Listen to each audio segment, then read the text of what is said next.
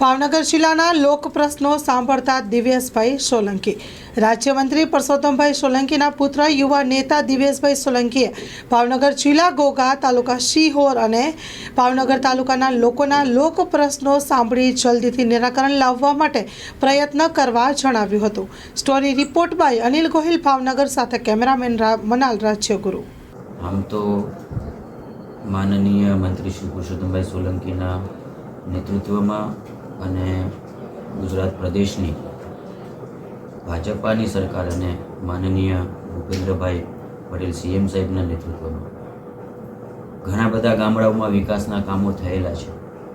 અને આજની આ લોક પ્રશ્નોનું ખાલી અમસ્ત એક સુખદ લોક પ્રશ્ન સાંભળવાની એક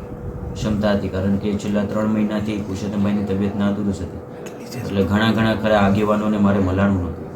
એટલે આજે એ બહાને બધા આગેવાનોને મલાય અને ગામડાઓમાં કોઈ પણ નાની મોટી એવી સમસ્યા હોય તો એ રિલેટેડ રજૂઆત થાય। એ બાબત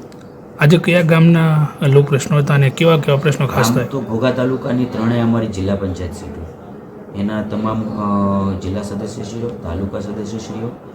પાર્ટીના હોદ્દેદારો, સરપંચશ્રીઓ અને મુખ્ય જ્ઞાતિ સમીકરણના તમામ મુખ્ય આગેવાનો સાથે અમસ્ત એક સુખદ વાર્તાલાપ, જેમ આપણે આપણા પરિવાર સાથે વાર્તાલાપ કરતા હોઈએ છીએ એમ એક વાર્તાલાપ કરીએ છીએ અને નાના મોટા અજીતા કોઈ એવા વિષયો હોય તો એ અમારા સમક્ષ મૂકે, જેથી સરકારમાં અમે રજૂઆત કરી અને હમણાં અમારા વિસ્તારમાં કાંઈ વસ્તુ એવી તો નથી કે ક્યાંક ક્ષમતા દલ કે કાંઈક ઇશ્યુએબલ હોય, પણ એને વધુમાં વધુ કેવી રીતે વિસ્તારને સુખમય કરી શકાય, લોકોની આવર જાવરની વ્યવસ્થા, એમની રહેણી કહેણીની વ્યવસ્થા કઈ રીતે સુખમય કરી શકાય, એની માટેના નાના મોટા એવા વિસ્તારના પ્રશ્નો હોય છે। ખાસ તો કેવા પ્રશ્નો આવ્યા?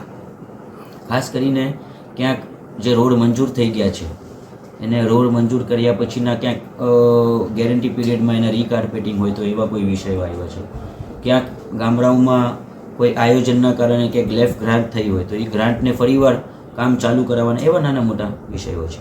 अच्छा दिवेशभाई, सियोर एक वस्तु है, सियोरना कांगड़ी रोड पर घना समयથી એક પ્રશ્ન હતો રોડ રસ્તા બનાવવા માટે, આપે કાંઈક મંજૂર કરાયો છે, કેટલા કરોડના ખર્ચે મંજૂર થયો છે? એપ્રોક્સ સરકારશ્રીના આધારે તો એ રસ્તો મંજૂર થઈને આવેલો છે અને છેલ્લા એનો એક કટકો હતો, એમાં જે તે સમયે અમે ખાતમુહૂર્તે કરી અને શિહોર બસ સ્ટેન્ડથી ટાણા જવાનો રસ્તો